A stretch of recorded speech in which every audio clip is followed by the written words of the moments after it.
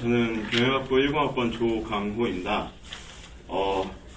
저는 요즘 해산물을 기피하고 있는데요. 여러분은 어떠신지, 혹시 요즘 해산물을 기피하시는 분 계신가요? 겁나지 좀 볼게요. 확실히 몇 분 계신데요. 그래도 아직까지 대한민국 국민들은 이 문제에 대해 안일하게 생각하는 것 같습니다. 저는 특히나 제가 좋아하는 음식이 생선회와 초밥입니다. 제일 좋아하는 음식인데요. 저희 부모님께서는 제가 고기보다 이런 것들을 좋아하기 때문에 넌 일이 고급이라서 좀 돈을 많이 벌어야 될 것 같다고까지 말씀하셨는데, 이제 이 해산물을 못 먹게 됐다는 거에 대해 이제 인생의 즐거움이 하나 사라진 것 같아서 좀 슬프기도 한데요. 이제 이 문제에 대해 여러분께 말씀드려보고자 합니다.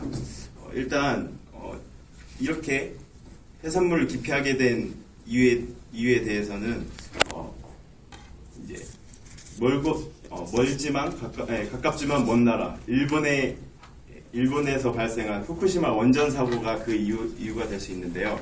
후쿠시마 원전 사고는 2011년 3월 11일 그 후쿠시마 앞바다에서 발생한 쓰나미와 지진으로 인해서 그 원전 설비가 붕괴되면서 이제 그 안에 있던 방사능이 노출된 사고인데요. 이로 인해서 그 안에 있던 방사능이 공기 중으로 그리고 바다로 유출되면서 이제 환경을 오염시키게 된 그런 사고입니다. 요즘 저희 학교 주변에서만 봐도 이제 저희 학교 주변에 있는 초밥집이나 이제 횟집이라든지 생선회를 파는 곳만 봐도 아직까지도 식사 시간이 되면 많은 사람들이 붐비는 것을 볼 수 있습니다. 이것만 봐도 우리나라에선 아직 그 경각심이 덜한 것을 알 수 있는데요.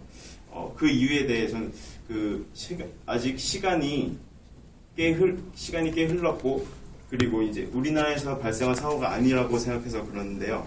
하지만 지난 2년 사고가 발생하고 지난 2년 6개월간 일본에서 생산되는 수입산 수산물이 그대로 우리나라에게 수입되어 왔고 지금도 수입되고 있습니다. 그리고 그 수입산 수산물에는 여전히 일정량의 세슘이 검출되고 있습니다. 그럼 세슘이 무엇인가 하면 이제 한국 원자력 연구소에서 언급한 바에 의하면 세슘은 방사성 물질인데요. 핵분열 시 발생합니다. 이 세슘은 공기나 수증기를 통해서 체내에 침투하게 되는데, 이게 체내에 침투해서 이제 근육에 축적하게 되면은 불임이나 전신마비 그리고 각종 암 등을 유발할 수 있고, 또 유전적으로 변형을 시켜서 이제 기형아를 생성하는 등 아주 부정적 영향을 미치는데요.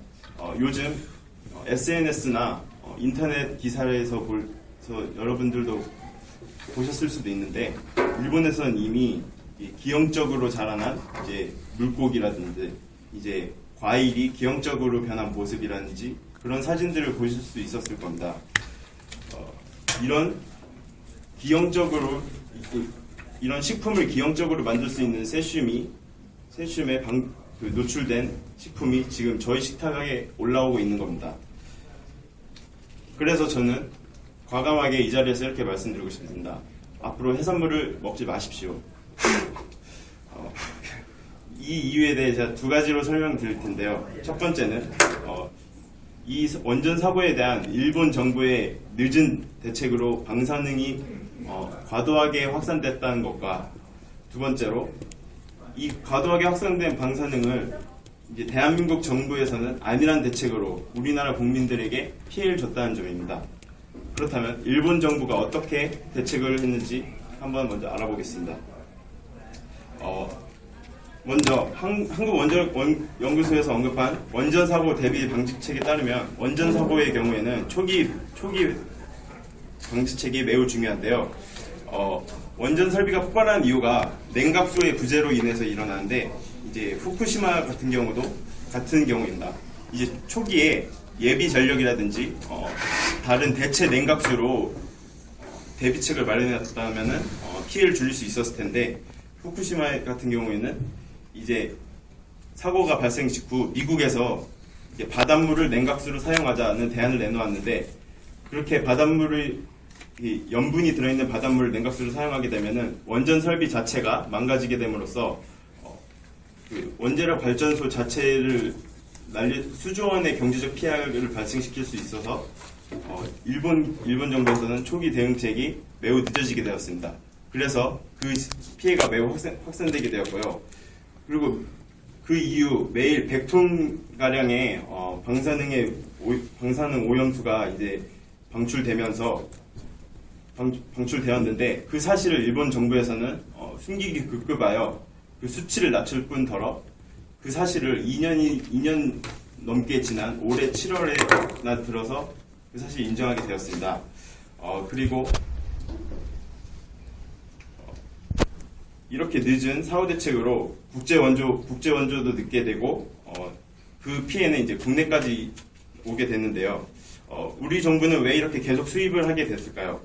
사고 직후 2011년 4월 중국, 대만 등 동북아시아 국가에서는 바로 수입 금지 조치를 내렸는데 우리나라만이 2년 반이 겨우 지난달이 돼서야 수입 금지를 내렸습니다. 그 이유는 우리나라에서 하고 있는 세슘 검출량 기준이 미달되었다는 얘기인데요. 우리나라에서 세슘 검출량 기준은 지금 100g당 100베크럴로 설정하고 있습니다. 근데 이 수치는 타 국가에 비해 4배나 매우 높은 수치이고 일부 냉동 대구에서는 97.6베크럴이나 되는 세슘이 검출됐는데도 불구하고 계속적으로 수입을 한 것으로 나타났습니다. 저희가 이렇게 2년 넘는 동안 두 정부의 안일한 대책으로 경각심 없이 방사능에 노출되어 왔는데요. 앞으로도 일본은 300년간 아무런 대책 없이 이렇게 방사능 오염을 시킬 수밖에 없는 입장이 되었습니다. 이게 가랑비에 옷 젖는다는 말이 있습니다. 이렇게 방사능은 직접적인 피폭도 위험하지만 간접적으로 천천히 축적되는 그 피해 또한 위험한데요. 우리 몸이 가랑비에 옷 젖지 않고 있는지 생각해 볼 때 같습니다. 감사합니다.